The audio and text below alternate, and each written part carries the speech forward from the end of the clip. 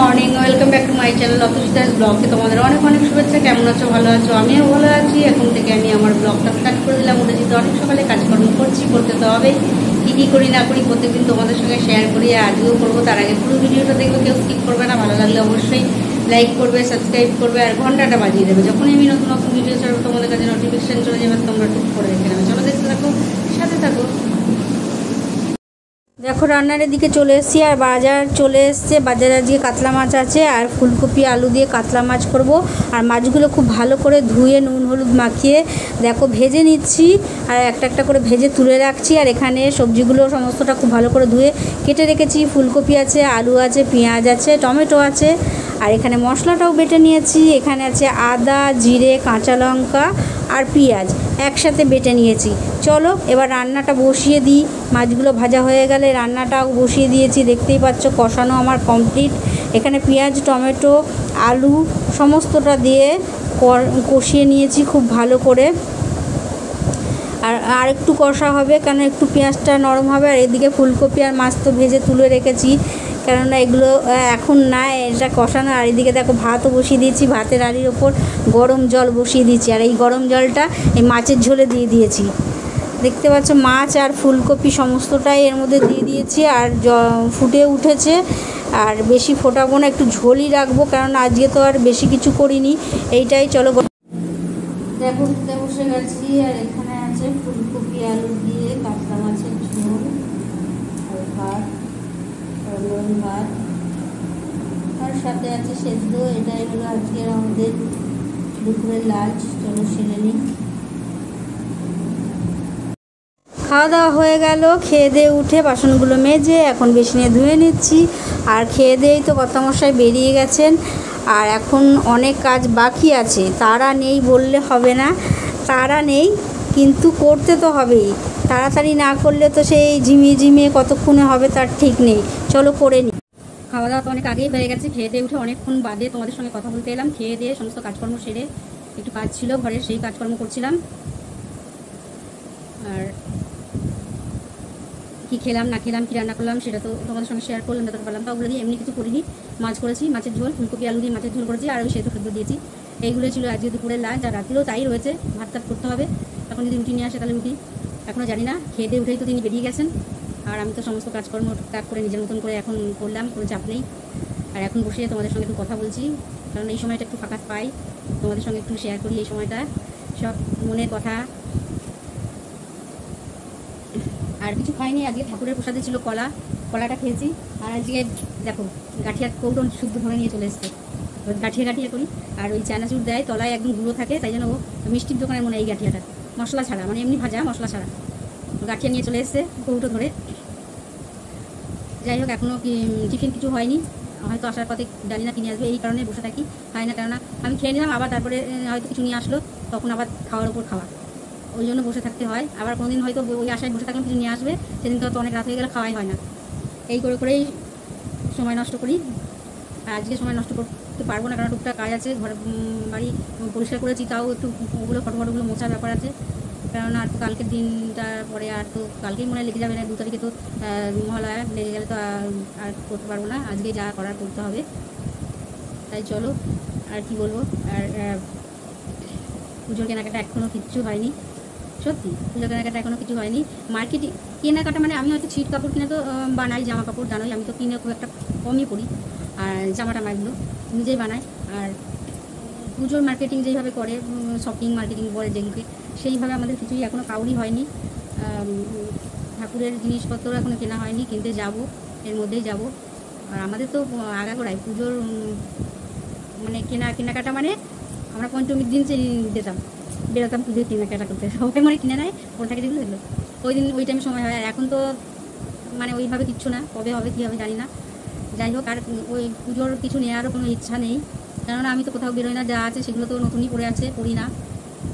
কোথাও গেলে তো মানুষ পরে বেরোয়, এক বাড়ি যাই, বাড়ি থেকে এতটা জার্নি, বাড়িতে ওই শাড়ি জামা ভালো জামা কাপড় পরে বেরোই না, ওই এক জামা কাপড় পরে নিই, কেননা লেগেজ বইতে হয়।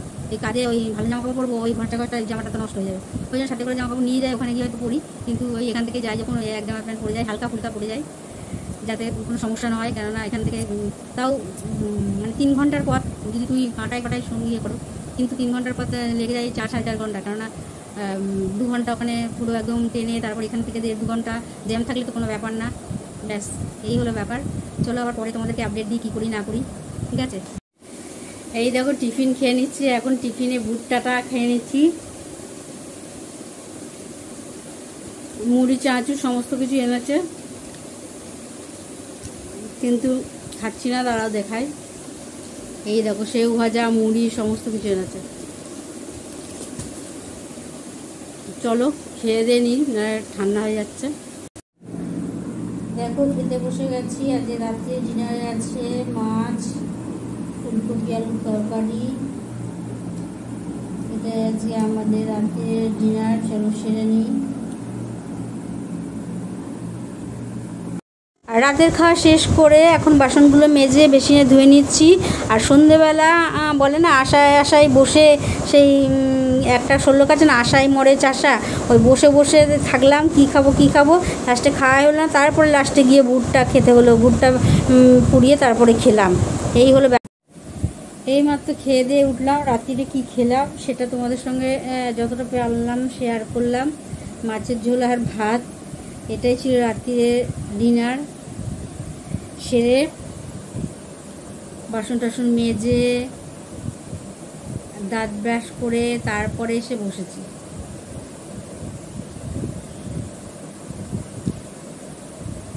আর ওই দিকের বাইরের কাজ মিটিয়ে নিয়েছি। আমি এখন ঘরে যা কাজ, ঘরের কাজ করতে হবে, ঘরের অনেক কাজ বাকি আছে, সেই কাজগুলো করতে হবে। আর সমস্ত কাজকর্ম ওইদিকে সেরে নিয়েছি।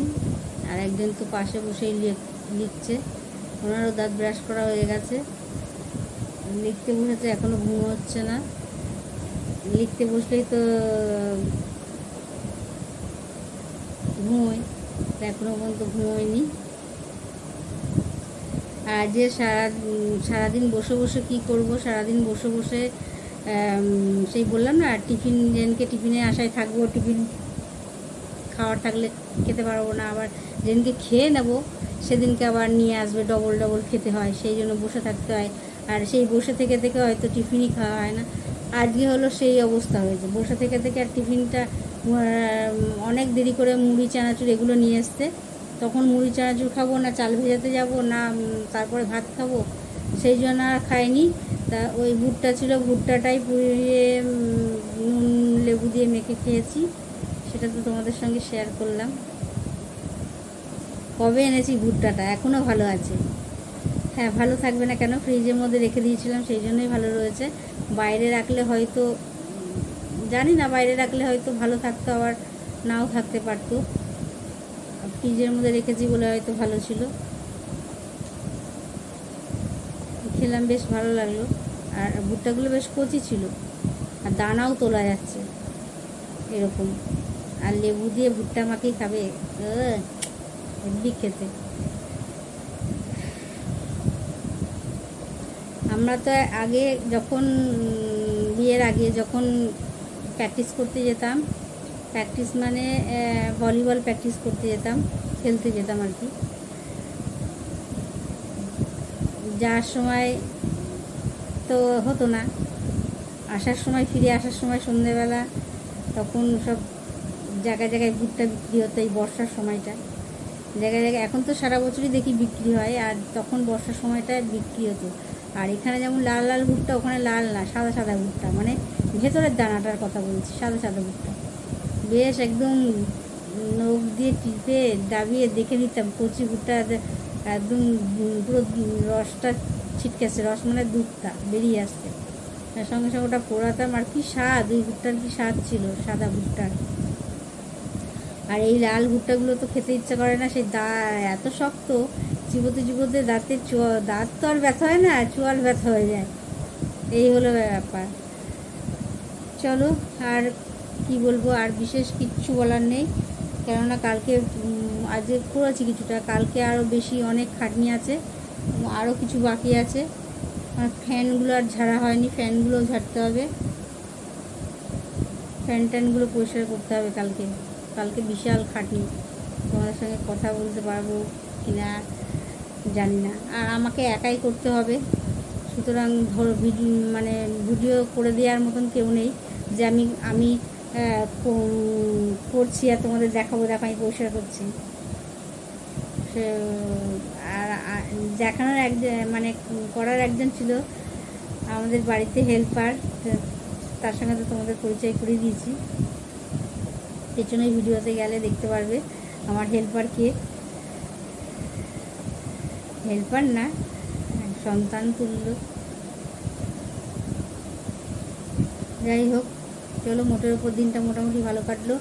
আর সারাদিনের বৃষ্টি হয়নি, হবে, দম ধরে রয়েছে, গুমোট হয়ে রয়েছে, বীভৎস গরম। আমি বসে আছি টপটপ করে, এদিক দিয়ে ঘাম পড়ছে, গরম, প্রচণ্ড গরম লাগছে। আর অবশ্য কাজ করে এসি বলে হয়তো বসেছি বলে গরম লাগতে পারে, সেই কারণেও হতে পারে। যাই হোক, জানি না, যাই হোক, যেই কারণেই হোক, চলো আর বেশি আজকে লম্বা করবো না, ভিডিওটা বেশি বড় হয়ে যাবে। আর অনেক রাত হয়ে যাচ্ছে, প্রত্যেক দিন শুতে অনেক রাত হয়ে যাচ্ছে, বলতে গেলে ভোরই হয়ে যাচ্ছে। আর তখন আর কি ঘুমোবো, ভোরবেলা আর কি ঘুমোবো, তখন ও যাচ্ছে, তারপরে গিয়ে ওই টুকটাক কাজ করে ওই যেইটুকুনি রেস্ট নিই, হয়তো চোখই লেগে গেল তখন ভোরের দিকে। এই হলো ব্যাপার। চলো আর বক করবো না, আজকের মতন ব্লগটা এখানেই শেষ করি। Good night.